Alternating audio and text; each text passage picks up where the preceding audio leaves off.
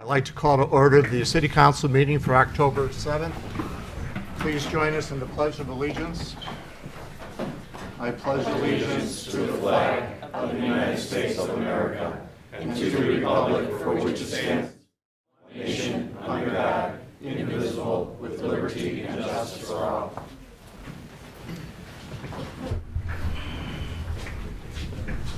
The roll. Kenny. Here. Gustafson. Here. Clistic. Present. Belzak. Here. Shower. Here. Sullivan. Here. Vaughn. Here. 7 present. We have a quorum. That takes us to questions, comments, and announcements of a general nature. This is for individuals who might want to add something or state something to the council that's not on our agenda tonight. You have 3 minutes if you'd like to do that. You don't have to. If no one, then we move to approval of the minutes for September 16th, 2019. Motion to approve. Alderman Kenny, seconded by Alderwoman Sullivan. Questions or comments regarding the minutes? Any corrections? If none, the roll. Kenny. Aye. Sullivan. Aye. Belzak. Aye. Clistic. Aye. Gustafson. Aye. Shower. Aye. Vaughn. Aye. 7 ayes. Minutes are approved. Takes us to receiving of communications. Do any of the aldermen have communications for the council? No one. Well, yeah, actually, I kind of do have one, now that I think about it. 1500 block of 71st Street, Mr. Lodato is complaining that there's not enough police presence up and down 71st Street. I happened to talk to one of the sergeants shortly after, and that's why I totally forgot about the communication. He says that people are blowing through the stop sign, people are hitting the speed bump too fast. It kind of let one of the sergeants know. Okay. Okay. Anything else? Takes us to the mayor's report. We have a number of items under the mayor's report, and we've got a few things that are not on the mayor's report that I want to mention. As many of you know, as you enter our lobby upstairs, you'll see that we're in the midst of a project where we have a group of our Hinsdale South students designing and creating a mural for our lobby entrance. And the mural itself is going to depict Darien past and Darien present, and they put a lot of work into this in terms of designing it. And I have to tell you that I have had an opportunity to work with these young people. They came in last week on their half day to show you how dedicated they were. They came in yesterday to work on a Sunday, and kind of made me feel good as a former high school administrator to go out in that lobby and to work with these young people and to talk to them and just to find out who they are. They are wonderful, wonderful young people. So I sent Arwen Pokorny-Lip, the principal of Hinsdale South, an email today, and I indicated to her what a fine group of young people she has at Hinsdale South High School. And what makes for really motivated and great students is a very dynamic and wonderful teacher. And we have that teacher with us tonight. Her name is Jennifer Belmonte. Jennifer grew up in the Hinswood subdivision, but is now a resident of Darien. And I'm going to ask Jennifer to come up forward and introduce our students. Jennifer?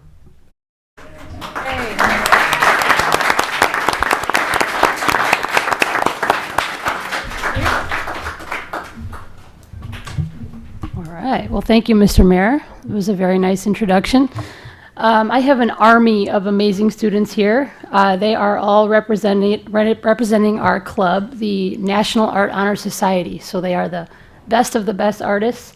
And for the first year, we have invited all ages, all classes. So we do have freshmen through seniors in the group this year. And since there's so many, I figured I better get started. All right. So our tall man on campus is Matias Perez. Come on up. Samantha Murphy. Nathan Roth. Nevaeh Alston. Ian Lapat. Mika Tarver. Abby Padilla, Desire Golden, Megan Dooley, Isabella Villagomez, Caleb Kennard, Ibrahim Gerard, and Habib Raymond. And we would love to pose for some photos. Let's look here first. So maybe you guys look at me here. Great. 1, 2, 3. 1, 2, 3. Awesome. Thank you. And Mrs. Dooley now.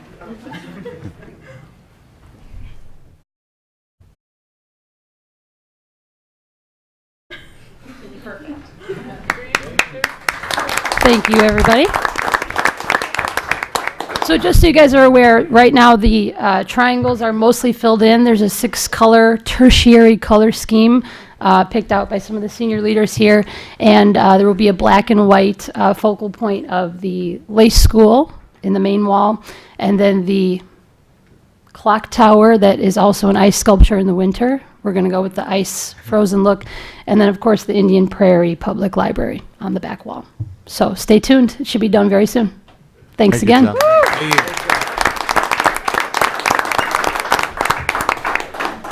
For the audience's information, when this project is completed, we're going to invite the council as well as the public to kind of like a ribbon cutting ceremony. And we're going to invite the manager of the Home Depot store, because Home Depot donated the paint that we're using for this. So it was a nice project from the start. We thought we'd have this bill for the paint, but instead now we're going to have it donated. So we'll keep all of you informed when it's finished. And again, thank you guys. I appreciate it. If you want to stay for the council meeting, you're welcome. If not, if you got better things to do, and at your age, I would have better things to do, you're welcome to stay, but you're also free to go if you'd like. Thank you.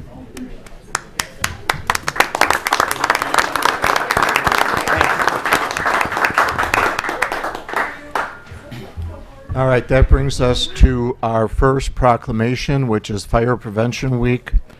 And I'll be reading that proclamation.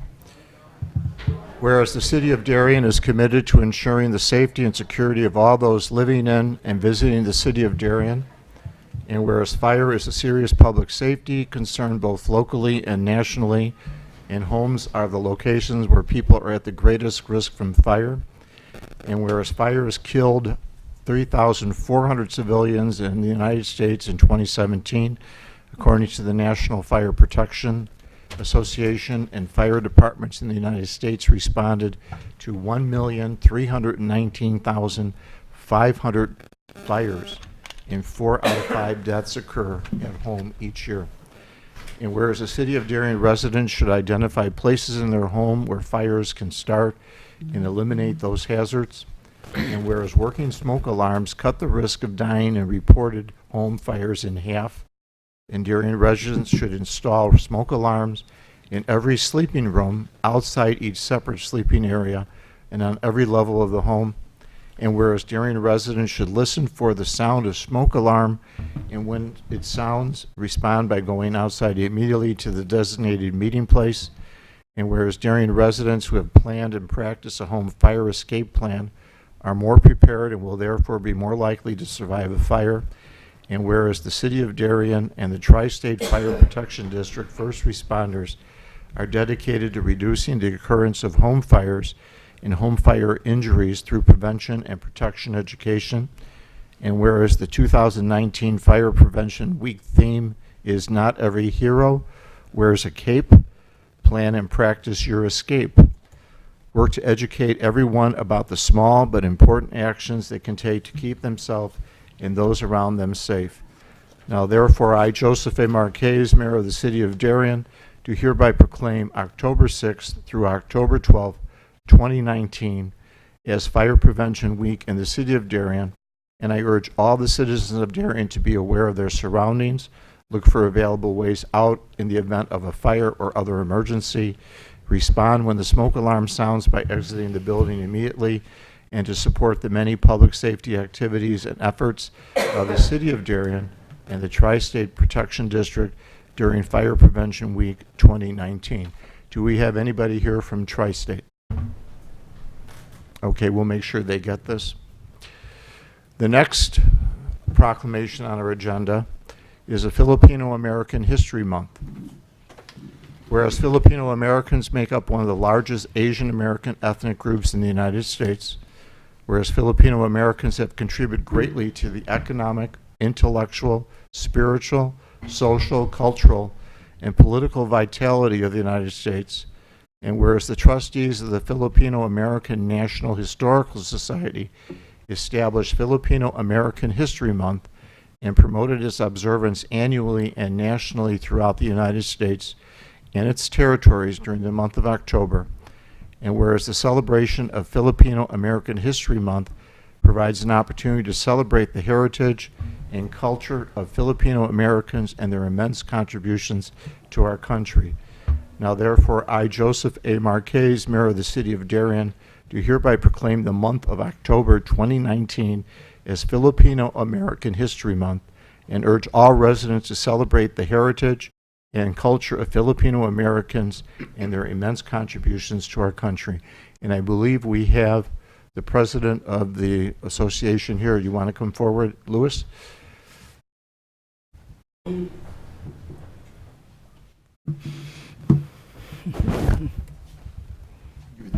then we'll have you say a few words.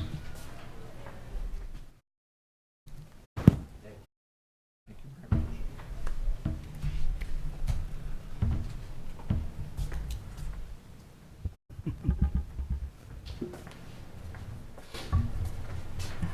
Thank you, Mayor. I'm Filipino. I'm a president of the Filipino Association of the Page from 2018 to 2020.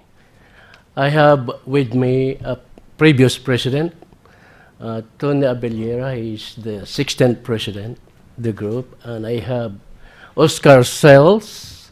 He's the first president of the Filipino Association of South the Page.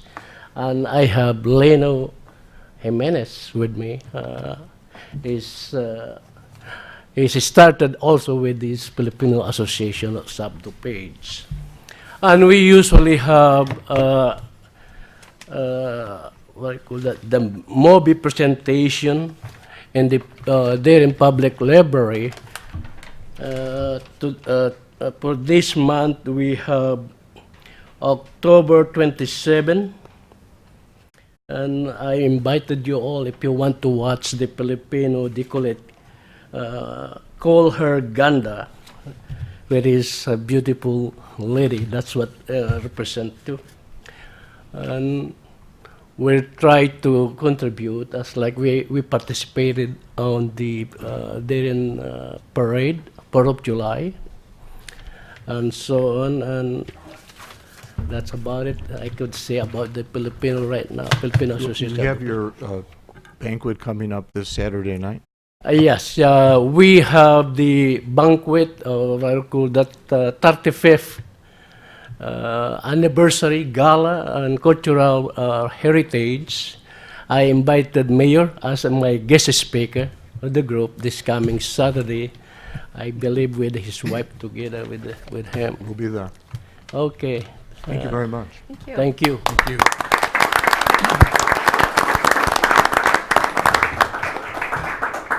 There's two other things I wanted to mention. Normally, the month of October is Breast Cancer Awareness Month, and that responsibility has been turned over to the Cancer Smashers, and I don't think that they had time to turn something in to where we would read a proclamation. But I wanted to make everybody aware that we have our 2 pink ribbons on our clock tower. This is Breast Cancer Awareness Month.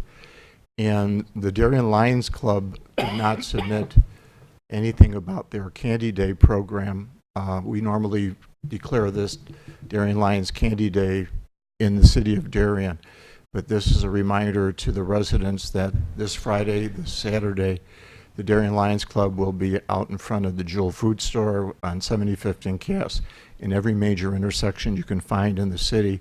Please be generous. 40% of the proceeds from that go right back into the city of Darien, to the residents of the city of Darien.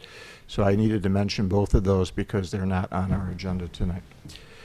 That takes us to item C, consideration of a motion to approve the reappointment of members to the Citizen of the Year Committee, Linda Borowiak, Bonnie Casera, and Carol Mallers. I have a motion to approve. Alderman Belzak, second by Alderwoman Sullivan. Questions or comments? If none, the roll. Belzak. Aye. Sullivan. Aye. Vaughn. Aye. Shower. Aye. Kenny. Aye. Clistic. Aye. Gustafson. Aye. 7 ayes. The item D is the consideration of a motion to advise and consent the appointment of Ralph A. Beardsley, James D. Getzinger, Ron Kiefer, and Gerald Casera to the Citizen of the Year Committee. Do I have a motion to approve? Alderman Shower, second by Alderman Vaughn. Any questions or comments? If none, the roll. Shower. Aye. Vaughn. Aye. Sullivan. Aye. Kenny. Aye. Gustafson. Aye. Clistic. Aye. Belzak. Aye. 7 ayes. Could I have the new members as well as the reappointments to please come forward for their swearing in?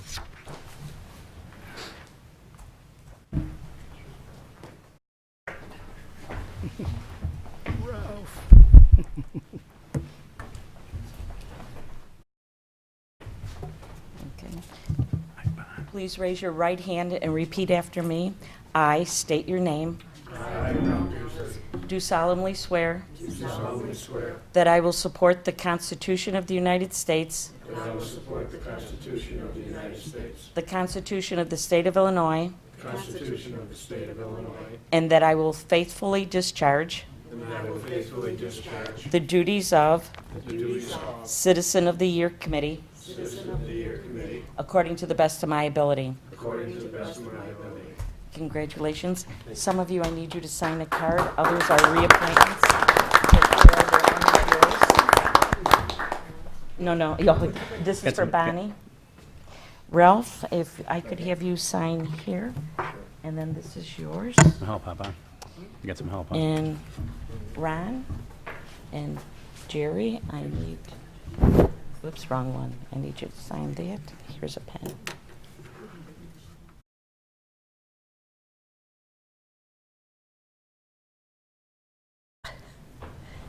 It's a rotary pen. And this is your card. You Thank don't want to? Thanks. Thank you. I don't blame you. I wouldn't want to shake my hand either. This is yours. Thank you. Sorry, I didn't get invited to this Thank board you. meeting, so okay, we're Thank in. you. Bonnie? Okay. Bonnie, did you want to say something? Thanks for volunteering. And then Thank you very much. Thanks, Jerry. The other two. Congratulations. Thanks for donating your time. Thank you very much. Hey, we'll never forget that, right? Oh, absolutely. Thank you. Jerry, thank you, sir. Thanks, Ralph. Okay. Always good to see you, Ralph. And Ryan, just remember your those help. long arms. Well, how are we doing? Thanks, Ryan. Congratulations, Ralph. Yeah, I know, I know. Good job, Ralph. That's right. That's Mitchell. Volunteering? Correct, sir. Congratulations, Ron. Glad you're here. I should also mention that we have a liaison That's okay. No worries. No worries. in the council. Yeah, no worries. Nice to see you. Yeah, thanks. We have a liaison between the council and that committee, and our liaison is Alderman Sullivan. So Mary will be working with the committee. Bonnie? Yes, happy to announce that our 2020 Citizen of the Year dinner dance will take place on Saturday, March 7th from 6 to 11 p.m. It will be 4 hours of open bar, family-style dinner. The cost will be $35 inclusive. The application process is open and working on the city website. We'll try to get that link to the front of the website so it's not sitting in the committee folder. And we're looking to have a great year this year. I would simply ask that every committee, every organization in the city of Darien, Lions Club, Women's Club, DYC, scouting groups, consider completing an application for and nominating somebody from your group. Give them a number of good nominees. Please make sure that when you read the instructions that you fill out a very thorough application for that individual, not just a few sentences saying, I think this person deserves the award, but a very thorough and concise application, which is what they need in order to make that determination. They do not go out soliciting a Citizen of the Year, asking people to be nominees. They choose the people you nominate.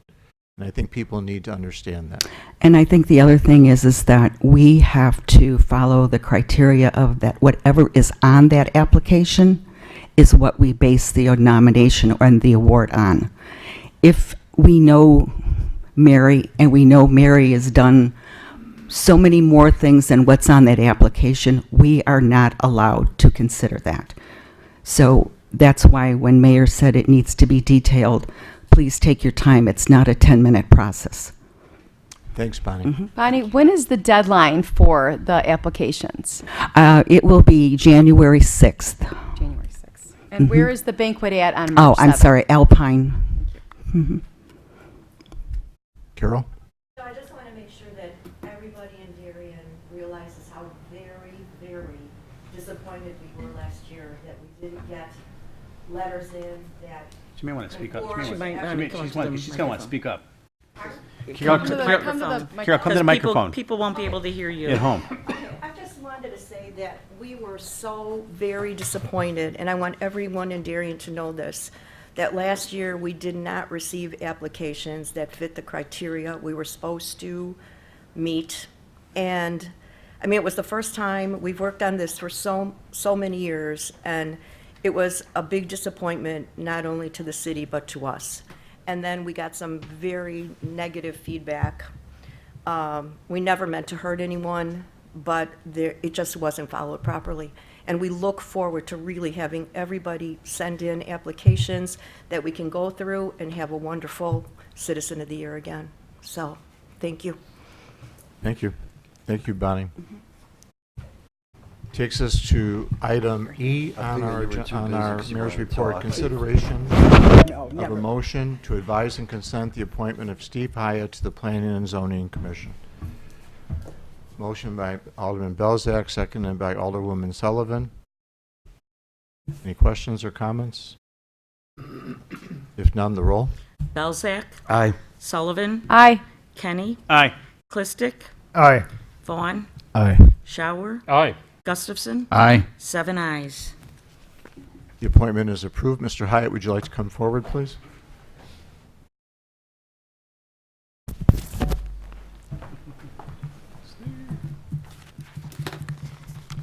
Please raise your right hand and repeat after me. I state your name. I, Steve Hyatt, Do solemnly swear do solemnly swear that I will support the Constitution of the United States that I will support the Constitution of the United States and the Constitution of the State of Illinois, and the Constitution of the State of Illinois, and that I will faithfully discharge and I will faithfully discharge the duties of the duties of Planning and Zoning Commission Planning and Zoning Commission according to the best of my ability. according to the best of my ability. Congratulations. And I need you to sign.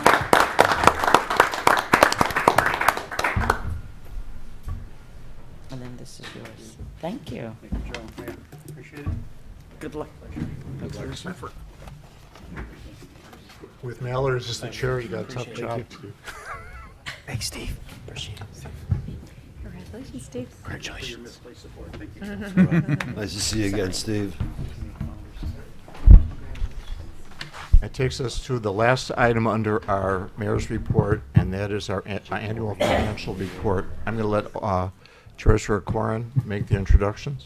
Thank you, Mayor. This evening, I'd be happy to welcome Jim Savio, a partner at Sikich, who has been the public accounting firm that audited our annual financial statements as of April 30th of this year. And I'll turn it over to Jim. He'll do a quick overview for you. Great, thanks, Mike. Thanks for inviting me here today to present the annual financial report for the city for the year ended April 30th, 2019.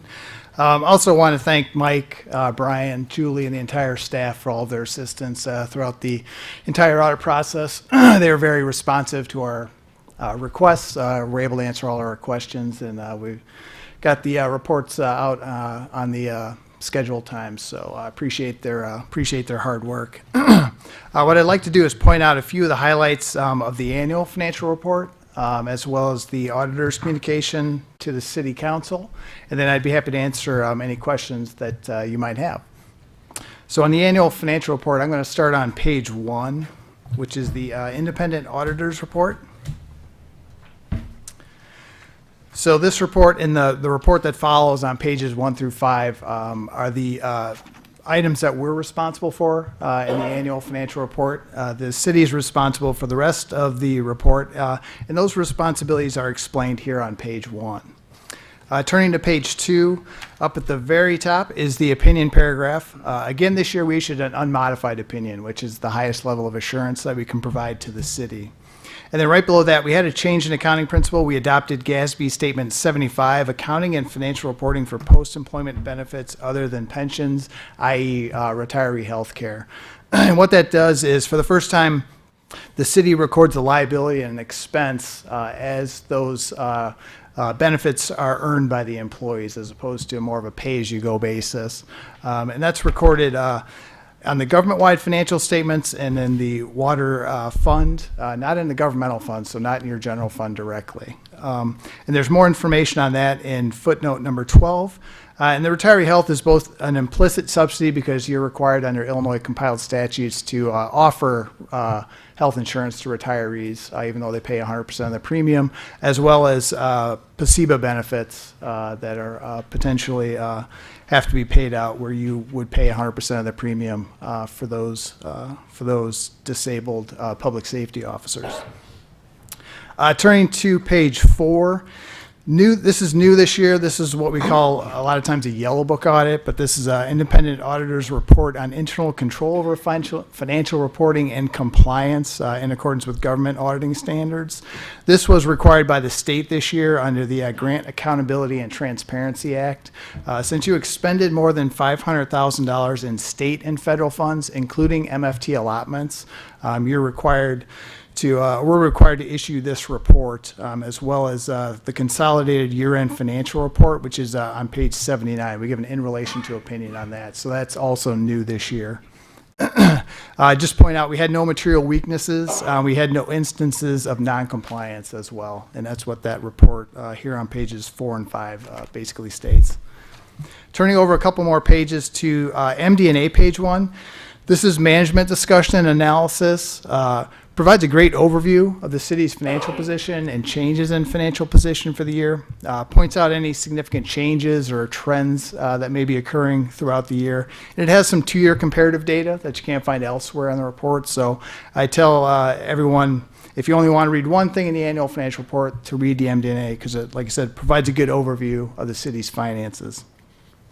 Turning to page 6, actual page 6, not MD&A page 6.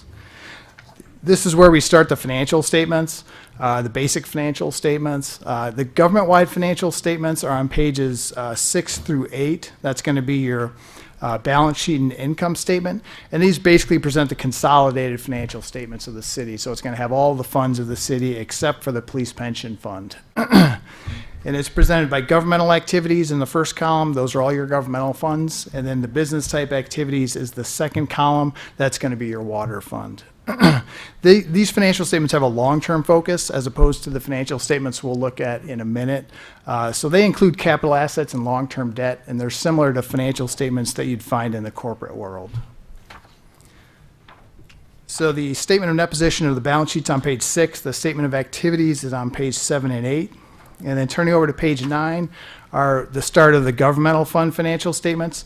These are presented by major fund, which is your general fund, and your capital improvements fund. And then all of the rest are considered non-major and are aggregated on that column second from the right. These have a short-term budgetary focus, so no capital assets, no long-term debt, and they're just basically focused on spendable resources. One thing I'll point out on page 9 on the balance sheet for governmental funds, your first column, like I said, is your general fund. If you look all the way down at the bottom, your unassigned fund balance was about $4.5 million, which is an increase from the prior year balance of about $4.2 million. That's about 36% of current year expenditures, or about a 4-month reserve. Turning to page 11 is the income statement, the statement of revenues, expenditures, and changes in fund balance. Again, I'll highlight on the general fund, about halfway down the page, your excess of revenues over expenditures was about $3 million this year. Then you had a transfer out of about $3 million to the capital improvements fund, and then the net change in fund balance for the general fund was about $133,000, as opposed to increase last year about $156,000. So pretty similar results. Pages on page 13. Pages 13 through 15 are the water fund balance sheet, income statement, and then the cash flow statement.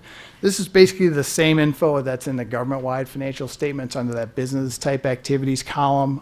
It just has a little more detail, and it also has a cash flow statement as well. One thing I'll point out on page 14, which is your income statement, about 2/3 of the way down the page, you'll see your operating income was about $1.3 million. Last year was about $1.1 million. So your charges for services are basically covering all of your operating expenses, including depreciation. And then page 16 and 17 is the balance sheet and income statement for your police pension fund. And if you look on page 17 on the income statement, about halfway down the page, you had net investment income about $1.7 million this year. That's about a 6.41% money-weighted rate of return. And that money-weighted rate of return for the past 5 years, there's additional info there on page 62. And then the net increase after deductions, mainly for pension benefit payments, you had an increase of about $1.5 million for the pension fund. Page 18 starts the footnotes to the financial statements. I will not go through all of the footnotes to the financial statements. They're on page 18 to 55, though, and they provide a lot of additional support for the basic financial statements, a lot of good info in there, and they should be read in conjunction with the basic financial statements. And then on page 57, we're into the required supplementary information. Want to point out about 4 schedules that relate to your participation in the Illinois Municipal Retirement Fund as well as the Police Pension Fund. And it basically shows your employer contributions as well as the funded status of both of those funds. So on page 57 is the schedule of employer contributions for IMRF. And you'll see the actuary determined contributions are the very first line. You're contributing exactly what you should be contributing, so there's no excess deficiency. And then those contributions as a percentage of the covered payroll is right below. You'll see it's steadily gone down. It's about 13% in 2016, a high of about 15.5% in 2018. And then that contribution percentage was only 11.5% for fiscal year 2019. So. And then the same information for police pensions on page 58. So you'll see you're pretty much contributing what you should. You have a little bit of an excess contribution each year. And then the percentage contribution as a percentage of covered payroll, higher obviously than IMRF, about 49% in 2019. And then page 59 shows the basically the funded status for IMRF. You'll see up at the top is the total pension liability. After that's the fiduciary net position, those are the assets you have set aside to pay for those liabilities. And then the difference between the two is a net pension liability or asset. You'll see for 2017, really good investment year, as well as some positive change in assumptions and some positive differences between expected and actual experience. You actually had a little bit of a net asset in 2017. 2018, bad investment year. Also some not as favorable differences between expected and actual experience, and then some change in assumptions that also increased the liability. They reduced the investment rate of return assumption from 7.5% to 7.25%, so that caused the liability to increase as well. So liability went up to about $3 million. You're still about 86% funded, though, so, and you're projected to be solvent throughout the entire life of the plan, so very well funded. That's all I have for the annual financial report. I'll point out a few things in the auditor's communication, and then I'll be happy to answer any questions. The auditor's communication to the city council, if you turn to the table of contents, every year we're required to have some communication with the city council. Pretty routine this year, except we did communicate that we adopted GASB Statement 75. Otherwise, like I said, pretty routine communication. After that, we have to communicate to you any audit adjusting journal entries we found. Those are on pages 5 through 7. And then past adjustments are adjustments that were deemed to be immaterial, so we didn't record them. But above a certain floor, we have to communicate that to the council. So that's on pages 8 and 9. And then page 11. As I said previously, we didn't have any material weaknesses. We didn't have any significant deficiencies. We just had one new deficiency on page 12 related to rental income. And then the status of the prior year comments is on page 15. And we had 2 deficiencies related to prior years that are carrying forward this year. So with that, I'd be happy to answer any questions that the council might have. Anyone? Come on, guys. If you ask me questions, feel free. On page 14, on depreciation under the water, the 329,000, what exactly is the depreciation that they mark? Because I've been trying to figure this out. Sorry to bore you, but.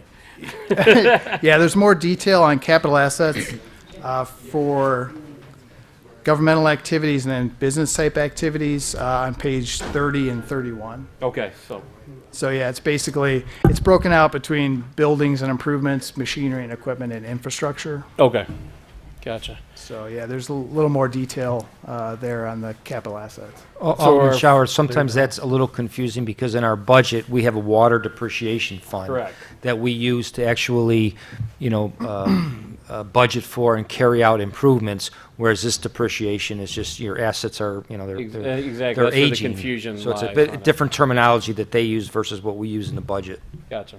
Yeah, this is just the cost that's basically spread out over the useful lives of the assets is basically what that is, so. And I'm sorry if I missed this, but did it say that we are now looking for a bogey of 7.25% return versus 7, or did I miss that? Correct. No, he indicated that they lowered the bogey from 7.5 to 7.25 on the IMRF. Oh, okay. The police pension fund is currently at 7%. Okay. It's been at 7% for quite some time. Perfect, I just want to make sure about that, okay. Question here. Number 5, you mentioned risk management, exposed to various risk loss related to theft, damage, and destruction of assets. You put natural disasters in here. So what type of items would natural disaster really cause financial damage to the city? I mean, trucks are insured, buildings are insured. Would this be like a water tower getting knocked over, a water main huge break that we have to, that's more than $500,000, that's more than our reserves that we'd have to address? Or what type of natural risk are you assuming there would be a big financial risk to the city? Yeah, that's going to be covered under your specific policy. But yeah, I mean, normally it'd be natural, so tornado or severe storms, things like that.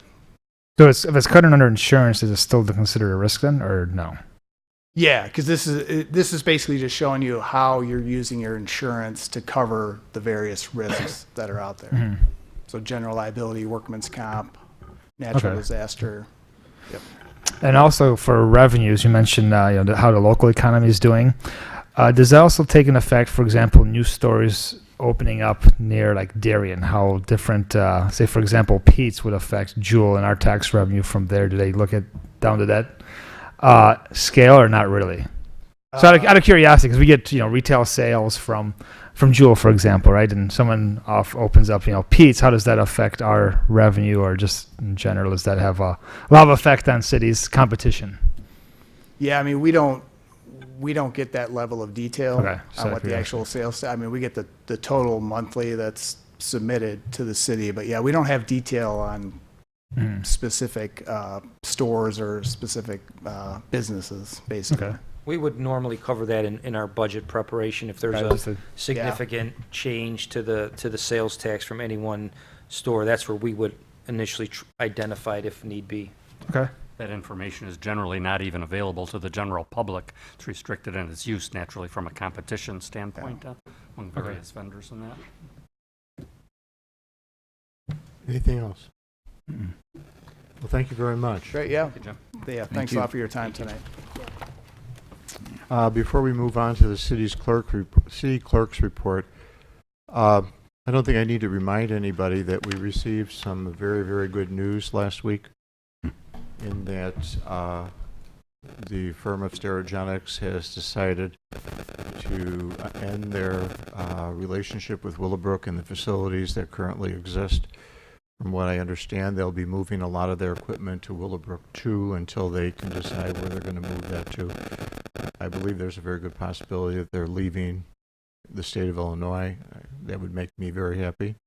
There are other ETO facilities within the state of Illinois, but that right now, our community of Darien and Willowbrook and Burr Ridge and Hinsdale need no longer be affected by that. I want to congratulate Mayor Trilla on his leadership on this issue. Frank was someone that I enjoyed working with. As you know, we committed to an intergovernmental agreement with him. We agreed to be partners with him.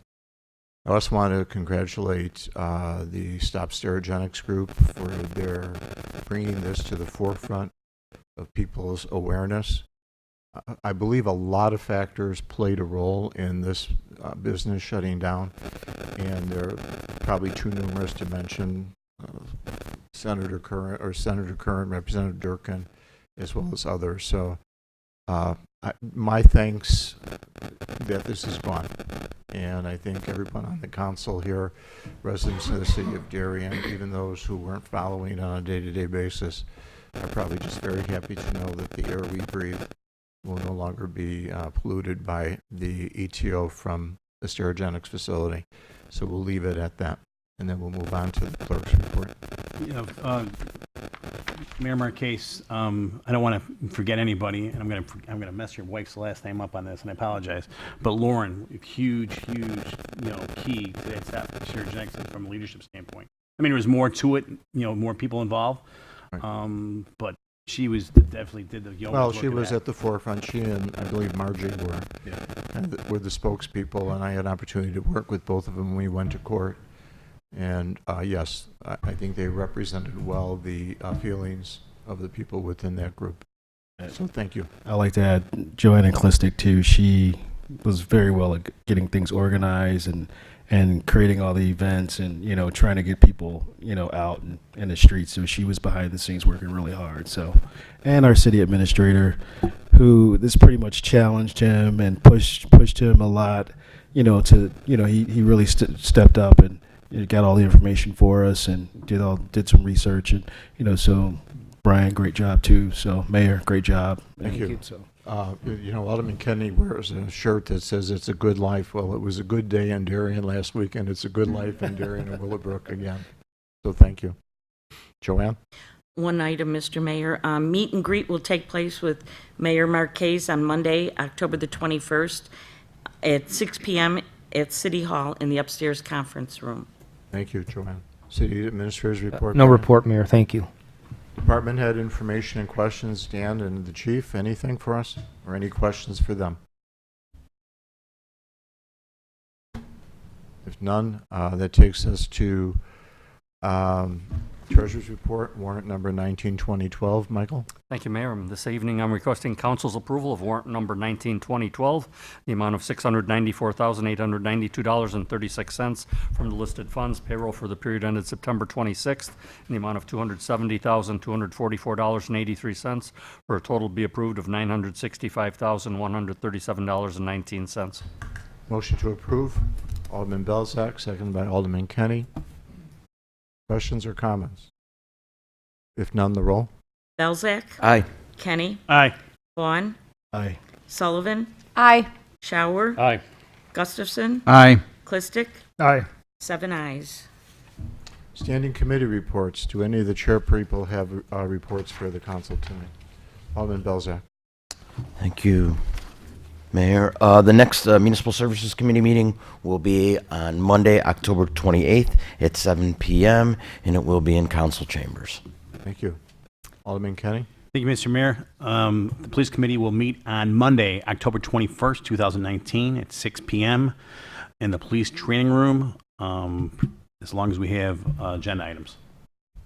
Alderwoman Sullivan? The next admin and finance meeting will be on Monday, November 4th at 6 p.m. in the upstairs conference room.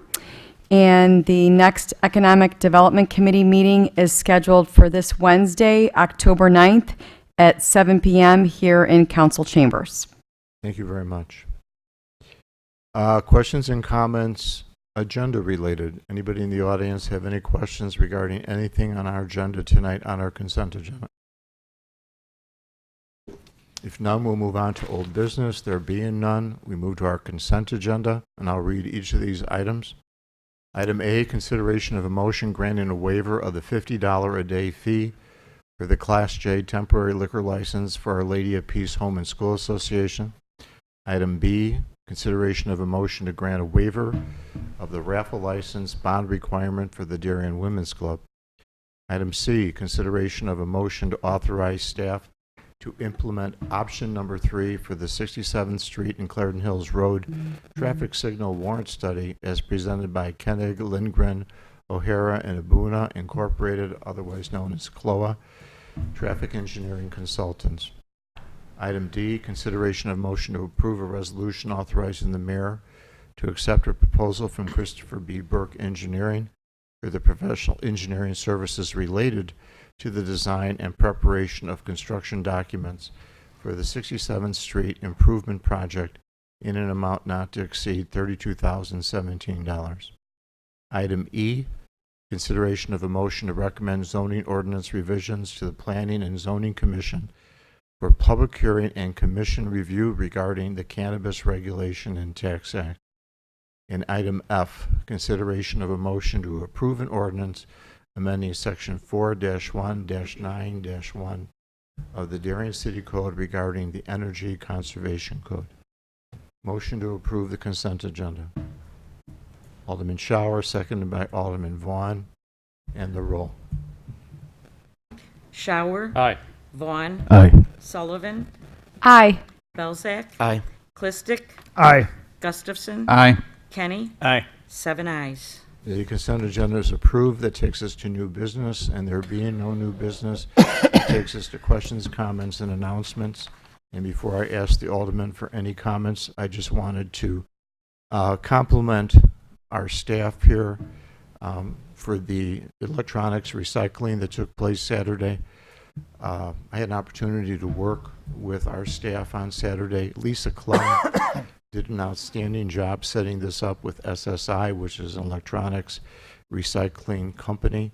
Mary Belmonte, Diane Novarini, as well as others from our environmental committee showed up.